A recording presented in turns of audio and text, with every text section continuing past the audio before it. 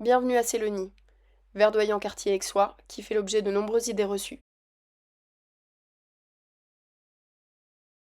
Ses habitants sont des familles, majoritairement des entrepreneurs, des cadres, actifs ou retraités, habitant en maison avec jardin. Cet entraîneur d'Aix-en-Provence a une superficie de 12,8 km², ce qui fait de lui le quatrième plus grand quartier de la ville. Sélonie est surtout connu pour être traversée dans toute sa longueur par la RD7N, du sud au nord en passant par la Calade puis par Lignane. Ce que l'on sait moins, c'est que sa démographie a explosé en 20 ans. Selon l'INSEE, en 1999, nous étions 3 371 habitants. En 2020, l'INSEE comptabilisait 773 habitants au kilomètre carré, soit environ 9 900 habitants. Nous avons donc triplé notre population en 20 ans. Voilà ce à quoi ressemblait Sélonie en 1960, des champs à perte de vue. Seul son centre était déjà construit. Voilà ce à quoi il ressemble en 2020.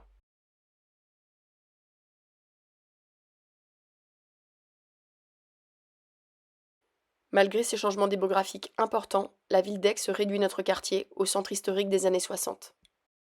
En effet, les panneaux de limite d'agglomération n'ont pas bougé en 60 ans, pour la seule et unique raison que l'entretien de nos voiries, si elle était située en agglomération, coûterait à la municipalité. Plus stupéfiant encore, voici la page 17 de notre PLU. Vous y verrez les tâches urbaines d'Aix-en-Provence. Sur la carte des années 60-70, on peut deviner Sélonie, identifiée par une petite tache jaune. Sur celle des années 70-80, cette tache urbaine a grandi. Sur la carte des années 80-90, elle est assez conséquente, et on y voit également apparaître la zone de Lignane comme une zone d'habitat diffus. Dans les années 90, Sélonie est tout simplement rayée de la carte. La zone urbaine disparaît pour être nommée zone d'habitat diffus. Pourtant, la zone urbaine de Sélonie n'a physiquement pas disparu. Les maisons sont bel et bien là, et les constructions ne cessent de pousser. Si vous ne les voyez pas depuis la route, ce n'est pas parce qu'elle est entourée de champs. C'est parce que ces maisons sont en retrait de 50 mètres du fait du code de l'urbanisme. Ici, ce n'est pas l'arbre qui cache la forêt, c'est l'arbre qui cache la maison. Madame le maire, fin 2012, la direction de la planification urbaine avait des projets pour Sélonie. Pourquoi n'ont-ils pas été mis en œuvre ou planifiés par vos équipes? Cette vision était pourtant très juste.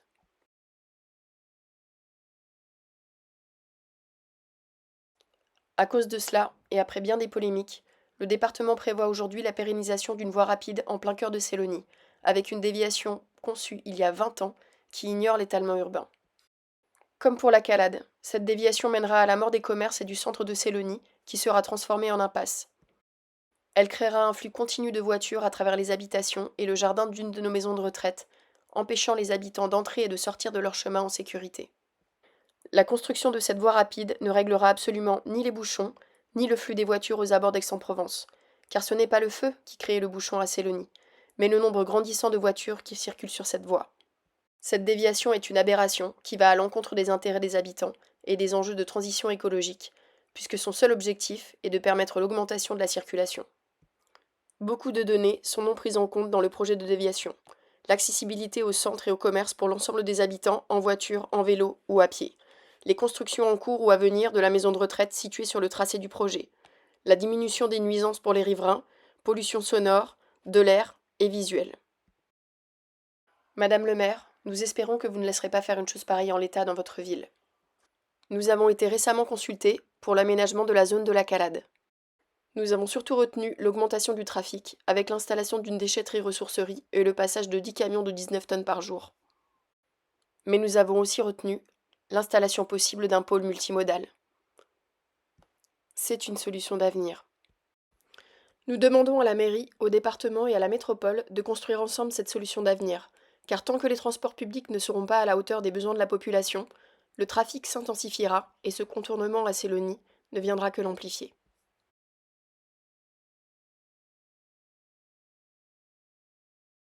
Voilà maintenant le zonage d'une partie de notre quartier.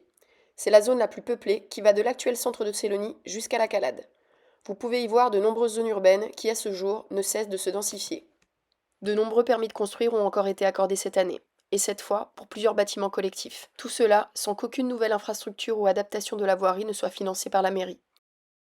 Dans quel établissement scolaire vont aller les enfants de ces nouvelles familles? L'école de Sélonie n'est pas dimensionnée pour les accueillir. Cette reconnaissance de l'existant passe par l'inscription de Sélonie dans le PLUI comme noyau villageois, au même titre que Puricard, les Milles ou Luynes. Sélonie a la densité d'un village, et dans l'esprit des plus jeunes, il est déjà vu comme tel. Nous avons découvert il y a quelques jours qu'une concertation publique était actuellement ouverte concernant ce PLUI qui sera acté en 2023. Cette concertation sera close ce 15 décembre 2022. Madame la présidente de la métropole, vous avez maintenant connaissance de la situation dans laquelle se trouve notre quartier, et nous vous prions d'inscrire Sélonie comme noyau villageois dans ce PLUI.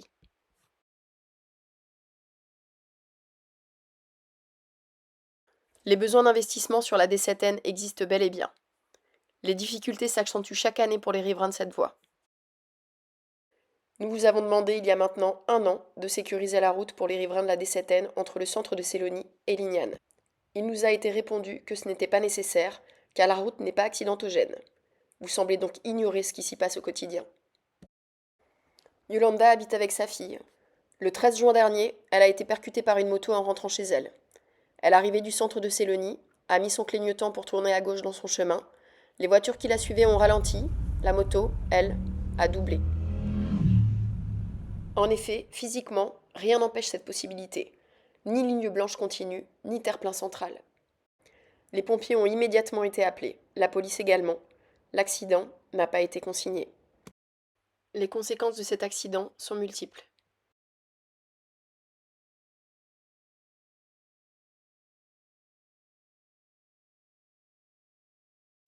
Viviane habite Sélonie depuis 25 ans.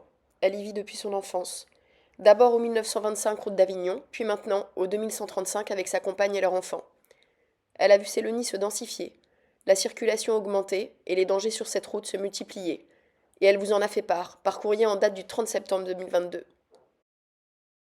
Le 20 septembre dernier, la compagne de Viviane s'est faite percuter de plein fouet par l'arrière alors qu'elle avait ralenti pour tourner dans son chemin.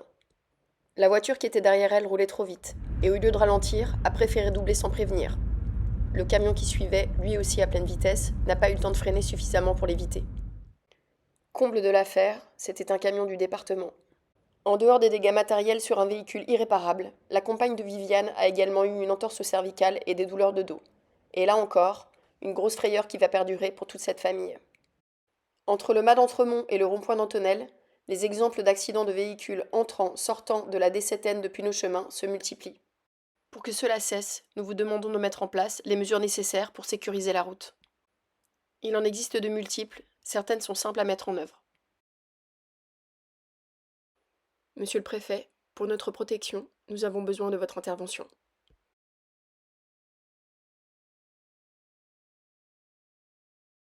Un grand nombre de piétons empruntent également cette route. La problématique de l'accès aux arrêts de bus est la même du sud de Sélonie jusqu'à Lignane. Voici le panneau de Lignane. Il est clair qu'à ce stade de délabrement, il ne remplit plus sa fonction. Ce panneau de lieu-dit a pour but de prévenir les automobilistes que la zone est habitée afin qu'ils ralentissent. L'exemple de cette serveuse qui travaillait au mas d'Entremont est parlant. Elle voulait simplement prendre le bus pour rentrer chez elle. Elle avait son sac à main en bandoulière. Une voiture est passée trop près d'elle et le rétroviseur a accroché la lanière de son sac. Elle s'est retrouvée traînée sur la route. La violence du choc qu'elle a subi est indescriptible. Après un arrêt de travail de plusieurs mois, elle a fini par quitter son emploi. Qui voudrait risquer sa vie chaque jour pour aller prendre le bus? Alors que la ville entend faire d'Aix-en-Provence la ville du quart d'heure, il est impossible pour des milliers d'habitants de Sélonie de sortir de chez eux à pied ou à vélo. Obligeant chacun à prendre sa voiture pour faire 200 mètres, pour déposer ses enfants à l'école ou acheter du pain. Nous avons effectué le recensement de chaque chemin donnant directement sur la D7N, sur les 1,5 km qui vont du centre de Sélonie au rond-point d'Antonelle. Les usagers directs de cette route sont 635 habitants, dont 165 enfants. Ces chiffres sont sans compter tous les riverains de la Calade, mais aussi ceux qui vivent à proximité, du mas d'Entremont jusqu'à Lignane. Madame le maire, nous vous demandons la réalisation de voies douces le long de la RD7N, permettant à tous ces riverains de circuler à pied en toute sécurité. Mesdames, messieurs, vous êtes nos représentants. Pour sécuriser les arrêts de bus et leurs accès, il faut des chemins piétons. Et nous vous demandons d'accéder à cette demande vitale pour notre quartier, du mas d'Entremont jusqu'à Lignane.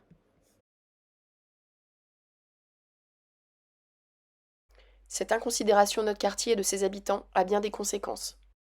Voilà le plan vélo de la ville, où vous pouvez voir paradoxalement une tache urbaine pour Lignane et un point pour Sélonie.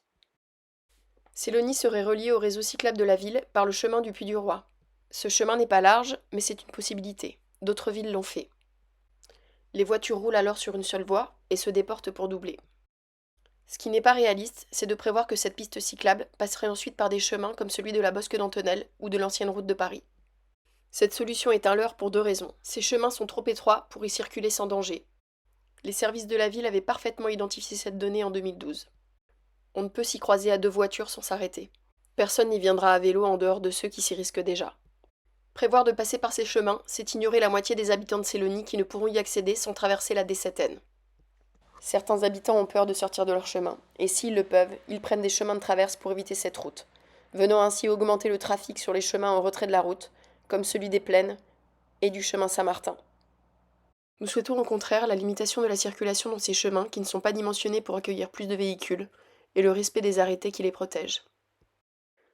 Le PDU prévoit l'aménagement d'une piste cyclable le long de la RD7N, et c'est en effet ce que souhaitent les habitants de Sélonie, car c'est le seul endroit où elle pourra être aménagée de façon sécurisée et accessible à tous.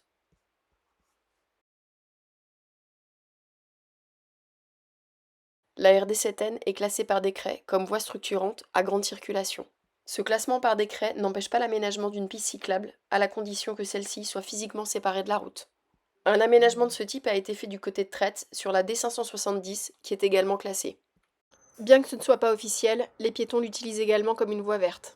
L'emprise publique de la RD7N est de 14 mètres. La largeur actuelle de la route est de 6 mètres. Il y a donc 8 mètres d'espace public pouvant être aménagés sans besoin d'expropriation. Pour que les bords de cette route puissent également être aménagés pour les piétons, il faut être en agglomération. Pour correspondre à la réalité du bâti et aux besoins de la population, ce panneau devrait être placé au niveau du rond-point d'Antonelle. Pour déplacer un panneau d'agglomération, il faut une tâche urbaine. Son existence n'est plus à démontrer. La continuité urbaine est présente du centre de Sélonie jusqu'au rond-point d'Antonelle, où les jardins de chaque maison sont collés de façon continue les uns aux autres. Ces aménagements auront un coût et leur entretien également. Les habitants de Sélonie ne peuvent plus entendre qu'il n'y a pas d'argent pour ceci, car ce type de projet s'anticipe et se prévoit. Sélonie appartient à Aix-en-Provence et doit pouvoir bénéficier des aménagements nécessaires, comme les autres quartiers. Madame le maire, déplacer un panneau pour avoir la possibilité de sécuriser la vie de plusieurs centaines d'habitants est un acte fort et simple qui est à votre portée. Vous avez le pouvoir de sécuriser cette route et cette décision n'appartient qu'à vous. Ce que nous vous demandons aujourd'hui, c'est votre protection.